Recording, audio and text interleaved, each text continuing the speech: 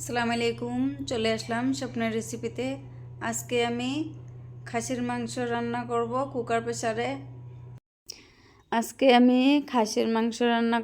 এখানে লইছি 2 কেজি মাংস, দিয়ে দিলাম প্রেসার কুকারে।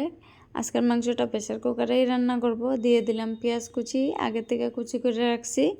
দিয়ে দিলাম তেজপাতা। তো এখন আমি মশলাগুলো দিয়ে দিব কুকারে। তো এখানে 2 চামচ ধনিয়া গুঁড়া দিয়ে দিব, 2 চামচ জিরা গুঁড়া দিয়ে দিব।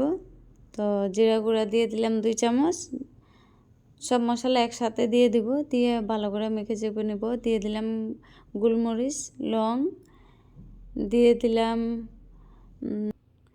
দিলাম দারচিনি, দিয়ে দিলাম হলদি গুঁড়া, দিয়ে দিলাম লঙ্কা গুঁড়া, দিয়ে দিলাম নিমক স্বাদ মতন। তো মশলা নিমক কম বেশি করে দিতে পারেন আপনাদের স্বাদ মতন। আমি আমার স্বাদ মতন দিয়ে দিয়েছি। তো তেল দিয়ে দিলাম, ভালো করে মাখাইয়া নেব।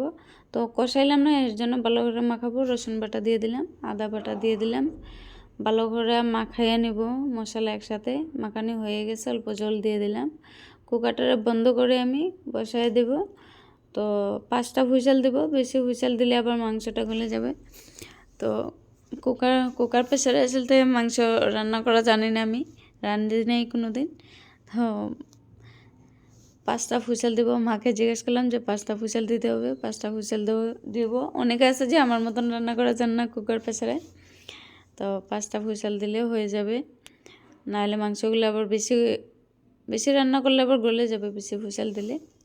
তো 5টা হুইসেল দেওয়া হয়ে গেছে, আমি খুলে নিব।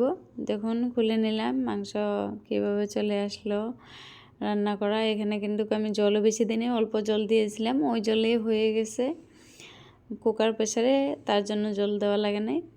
তো হয়ে গেছে মাংস। আমার চ্যানেলটারে সাবস্ক্রাইব করবেন, আমার ভিডিওতে লাইক করবেন, কমেন্ট করবেন।